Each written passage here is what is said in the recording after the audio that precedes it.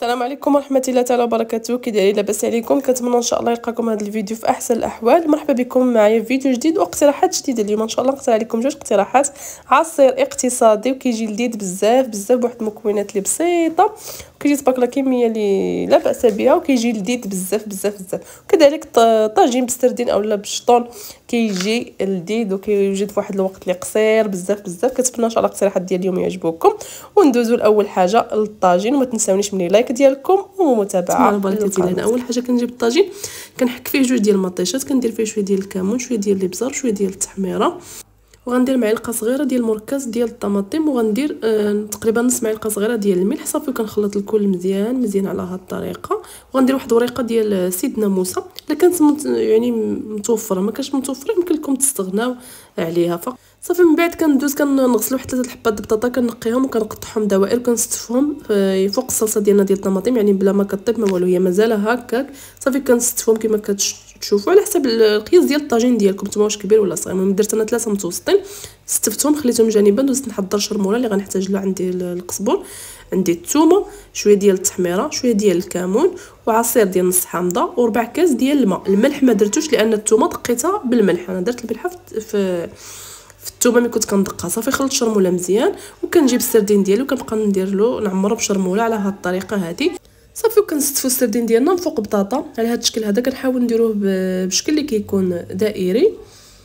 انا هنا تقريبا عندي نص كيلو ديال السردين، ودائما كيبقى على حسب الحجم ديال الطاجين اللي عندكم نتوما، واش كبير ولا صغير. حتى البطاطا انا قلت لكم 3 ديال البطاطا متوسطين، نتوما كيبقى على حسب القياس ديال الطاجين ديالكم. صافي هنا من بعد ما استفت السردين ديالي كامل على هذه الطريقه دائريه. صراحه الطريقه كتجي سهله وكتجي لذيذه، وكيجي المنظر ديالها زويون، وكيجي لذيذ بزاف الطواجين ديالنا بهذه الطريقه. هنا خديت نص حامضه ودرتها في الوسط، قطعتها دوائر درتها في الوسط. وهنا درت الفلافل الالوان، عندي انا الحمراء والخضراء كنت محتفظه بهم في المجمد، راني كنت شاركت معكم الطريقه. وشرموله اللي سبقات لي كبيتها من الفوق على هذا الشكل. صافي وكنديروا الطاجين ديالنا يطيب فوق البوطه.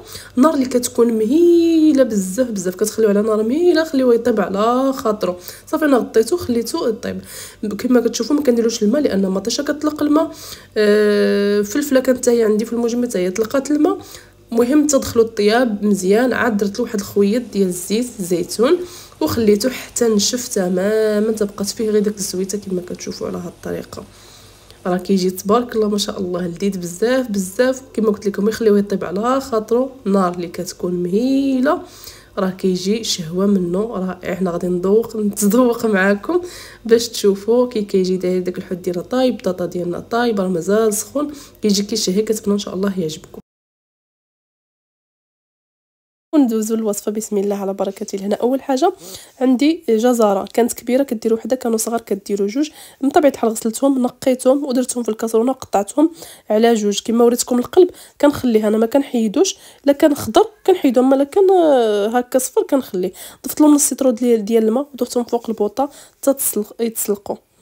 هنا من بعد ما تسلقوا كما شفتوا انا وريتكم كيكون بحال هكا طايب مزيان. تقريبا بقات لنا فيه واحد الكميه ديال الماء قليله، كنديروا بالماء ديالو. ضفت عليه برتقاله من طبيعه الحال نقيتها، حيت هذاك الخيوط ديالها البيض كاملين. ودرتها عندي بنانه وحده او موزه واحده فقط، يعني بنانه برتقاله وجزره. صافي هادو هما المكونات اللي غادي نحتاج. ضفت نص سيترو ديال الماء وكنزيد ربع، يعني يطرو لا. المهم المجموع ديال الماء كامل خصو يكون لتر ديال الماء، لان تقريبا بقى لي الماء اللي سلقت به خيزو تقريبا بقات لي واحد الربعه، يعني لتر ديال الماء اللي خصو يكون عندنا هنايا. صافي وكنضيف السكر درت انا 4 ديال المعالق ديال السكر سنيده. الحلاوه دائما كتبقى حاسه والذوق، يمكن لكم تزيدوا ولا تنقصوا. صافي هنا هادو هما المكونات اللي غنحتاج العصير. ندوز باش نطحنو مزيان واحد 3 ديال الدورات، يعني كيدور وكنولي نوقف ونولي ندورو حتى كيتطحن مزيان ما كيبقاوش فيه كاع داك الشوائب. صافي وعاد كنقدمو معاكم على هذا الشكل هذا. كيجي تبارك الله خاطر، كيجي لذيذ بزاف كيعشقوه الوليدات والكبار والصغار. كنتمنى ان شاء الله الوصفه ديال اليوم تعجبكم وتحتفظوا بها، لان غينفعكم بزاف للشهر رمضان اقتصادي ولذيذ في نفس الوقت. كنتمنى الفيديو يعجبكم. نضرب لكم موعد الفيديو الجاي.